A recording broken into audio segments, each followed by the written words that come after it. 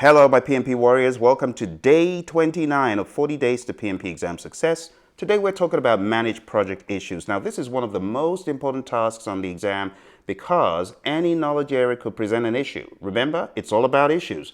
Multi-stacked issues and problems could appear on the exam. In other words, you could have a question that has issues from a number of knowledge areas. You could have an issue that is risk related, an issue that is scope and schedule related. In other words, an issue was the result of a risk that materialized from the scope, schedule, and cost areas, and it also has resources associated with it. You see how you can have multi-stacked issues, so there's a lot of stuff you need to know. An issue is also called an impediment in the Agile world. So you need to see this as a possible 90 to 99, in my mind, percent of your exam. Your exam is going to have a ton of situational issues, risks, or associated topics. Now let's talk about an issue. What is an issue? Throughout the life cycle of a project, the project manager will normally face problems, gaps, inconsistencies, or conflicts that occur unexpectedly, and that requires some action so they do not impact project performance. This is how you need to see an issue. It is a problem, it is an inconsistency, it is something that appears unexpectedly, but the key thing about an issue is it is happening now. The issue log is a project document where all the issues are recorded and tracked. The issues could be tracked using the issue type, who raised the issue and when, the description of the issue, the priority, who is assigned the issue, and a target resolution date. And of course, a final solution. We also track status all throughout. So the issue log helps the project manager to effectively track these issues, ensuring that they're investigated and resolved in a timely fashion. It is created for the first time as an output of this process called direct and manage project work. Although issues could happen at any time during the project, the issue log is updated as a result of the monitoring and control activities throughout the project's lifecycle.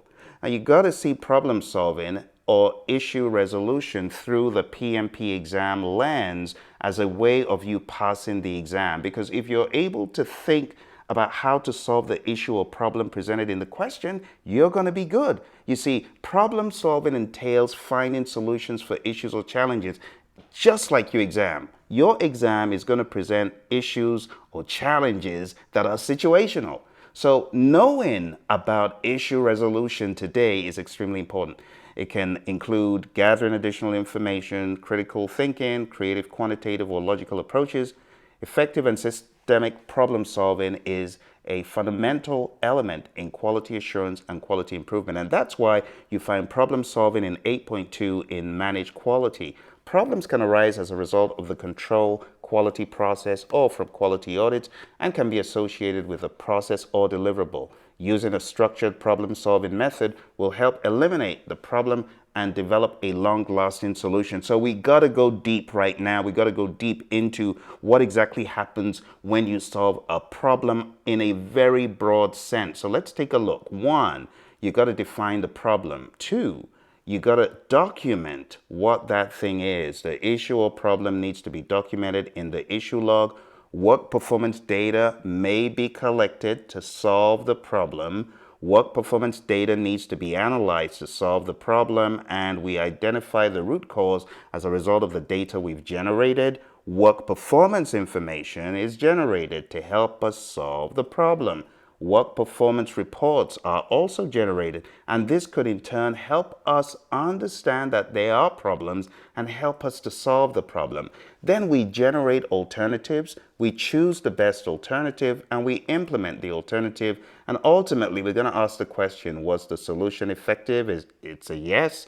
Then we have a final solution. If it's a no, then we go back to the beginning. So we have this cycle of life happening at any point in time, from steps 1 through 12. But you as a project manager, your job is to ensure that everyone who is part of this is talking. There needs to be collaboration. This is not a lone project manager trying to solve a problem. All right, so the concept of issue resolution, as I said, is going to pervade your exam. It's going to be big. So for that reason, let us jump into more details. Today, we're going to work a little bit differently. We're going to jump on the road and we're going to talk about managing project issues. Let's get moving with it. It's your buddy Phil here, project management trainer and coach. Welcome to day 29 of 40 days to PMP exam success. Wow. The time has really gone and we're moving really quick. Believe it or not, we don't have a whole lot of stuff left. We've only got 2 more in process and we're done. So this is all about managing project issues, right? I'm going to turn the light off. It's late. Just wanted you to get a glimpse of me and got to drive now. All right. So when it comes to this whole topic of managing project issues, you got to understand the enablers that are at play. Okay, there are 3 enablers at play. The first enabler is you need to recognize when a risk becomes an issue. I know that you've heard the term issue so many times that you may not have actually paused and thought of what an issue is, practically speaking. An issue is a risk that has materialized. See, that's what it is. So you as a project manager, you need to be vigilant in order to manage risks effectively, project risks, and in order to manage project issues, the key thing is vigilance, right?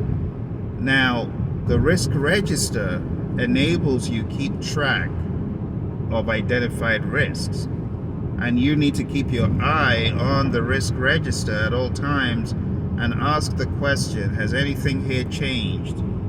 Or is it status quo? Is it the same as it was yesterday, last week? Or are there changes? You always need to keep your eye on the probability and impact. And if those levels have changed, you may need to take action. Now, if the probability goes all the way to 100% certainty, and it does happen, then you as the project manager, you're going to have to be vigilant to have seen, okay, it happened, it's now an issue. Your next step, you got to attack the issue. And you got to attack the issue with the optimal action for project success. Because there are some issues, if you don't attack them with optimal action, ain't none gonna happen. Or something slight would happen and you're still left with a significant part of the problem. So you need to attack it with all vehemence to ensure that your project outcome is what you are looking for, which is success. Okay? Still on this topic, when we talk about attacking the issue, there's certain things you have to do as a project manager, and that is gather the team members together and seek for solutions that could actually potentially solve the problem. You don't know that they will for sure, but they have a high probability of solving the problem. You need to look for solutions like that. So, how do you do this? The PMI in the PMBOK Guide 6th edition have given us a very solid base for problem solving. And this is talked about, believe it or not, in the quality chapter. And I call this the DIGCIV approach, the DIGCIV approach, because the letters form DIGCIV. First thing you want to do is define the problem. What is the problem? What is the issue? Then you need to identify the root cause. If it's a risk that became an issue, then you've already gotten an idea of where the root cause is, because in your risk register, guess what? You should have documented the cause, the risk, and the effect. If you did that, then you've got an idea of what the root cause of that risk, which has now become an issue, is, right? After you have found the root cause, assume it's a risk that became an issue, right, that you already know. Or maybe it's an issue that just came out of left field. You didn't see it coming. You didn't know that it could happen, and it just happens, right? If that's the case, then you need to look for what the root cause is. After you find out what the root cause is, you generate alternatives to solve that problem. It's so dark in here, you can barely see a thing. Okay, let's leave it on for a little bit. So you generate alternatives, okay? After you generate alternatives with the team using a variety of methods like brainstorming, maybe you're using Ed De Bono's thinking cap, or six thinking hats, as it's called. Maybe you're using things of that nature. When all is said and done, you are going to come up with alternatives. Hopefully you're going to come up with some solid alternatives, right? Because what you're trying to do is you're trying to generate the alternatives, right?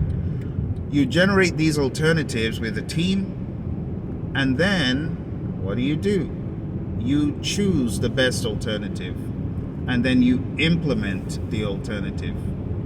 So that's the D, right? Define the problem. I, identify the root cause. G, generate alternatives. C, choose the best alternative. I, implement the alternative. And V, verify solution effectiveness. You got to verify that indeed that solution did work. And if it didn't work, then you need to go back to the drawing board.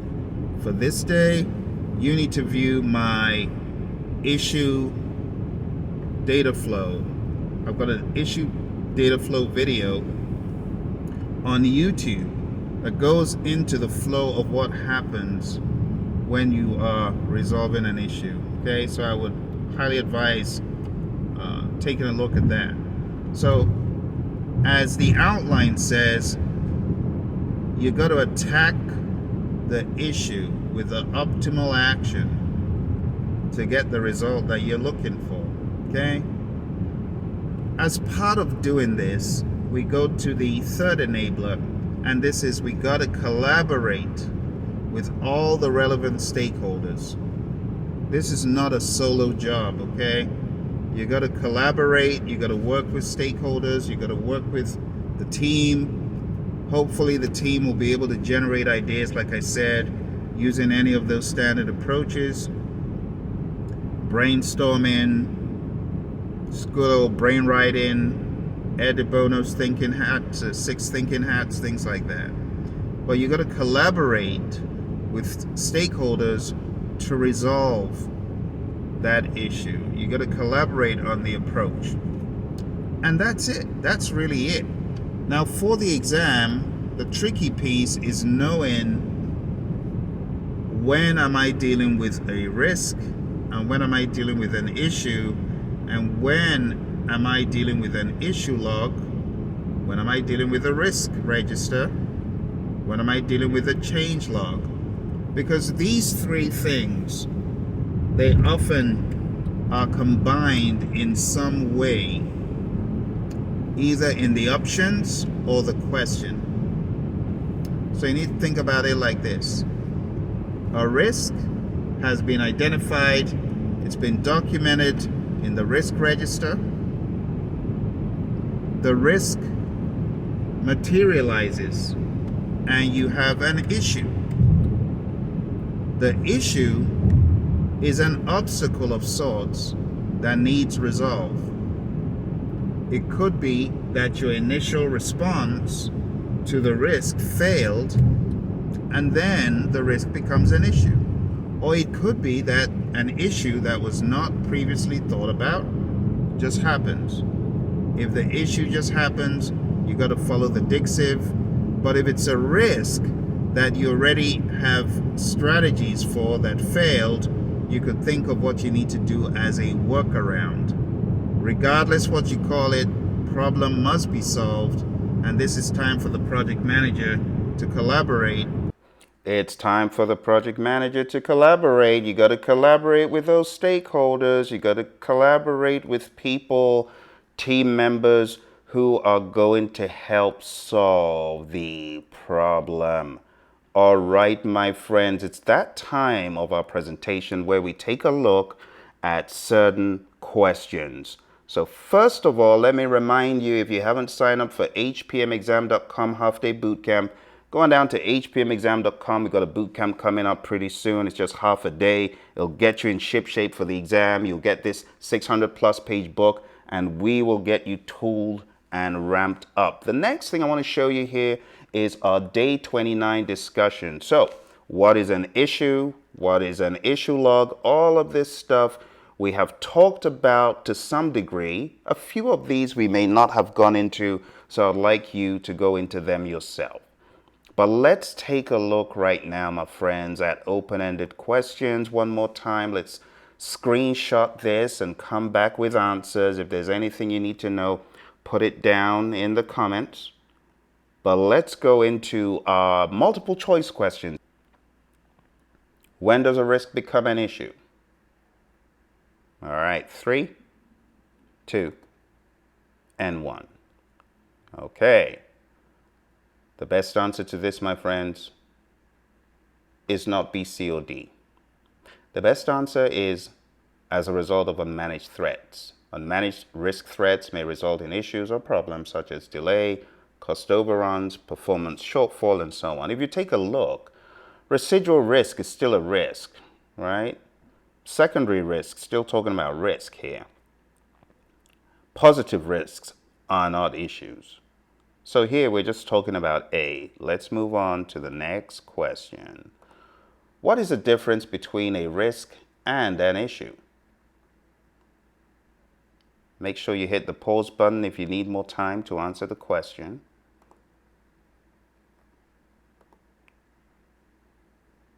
All right, I will be revealing the answer shortly.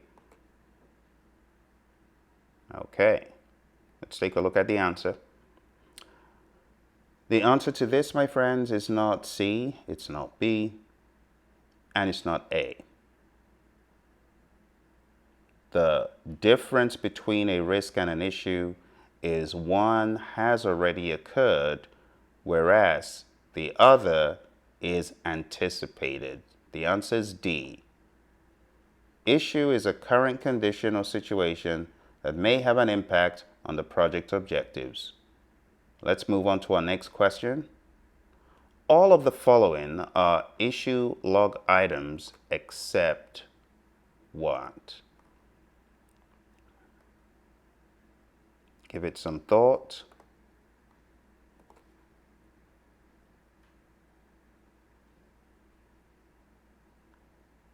All right.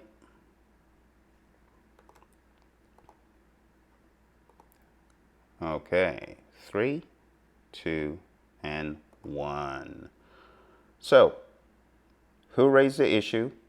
The priority of the issue, preventive action for the issue, or target resolution date. Remember, we're talking about the issue log.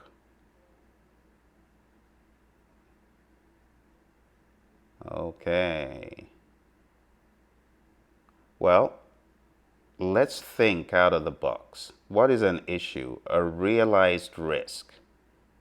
In the issue log, you would have issues, but you wouldn't have preventive action in the issue log. So you got to think about it like this. The issue log is a project document where all the issues are recorded and tracked. Issues have already occurred, they cannot be prevented. Rather, actions are taken to resolve issues. All right, let's go to our next question. When should you check that there is no open issue in the issue log? I'll give you time to think about it.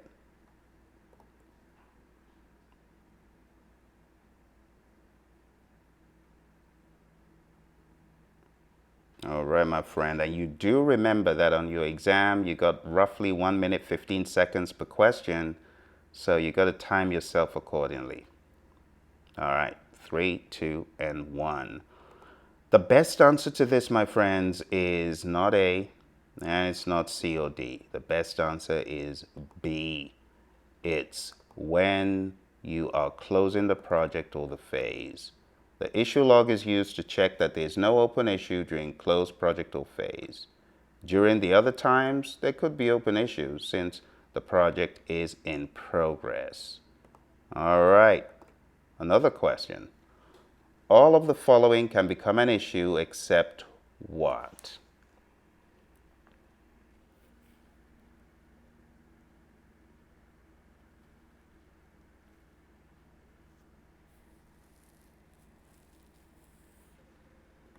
All right, hit the pause button if you need more time.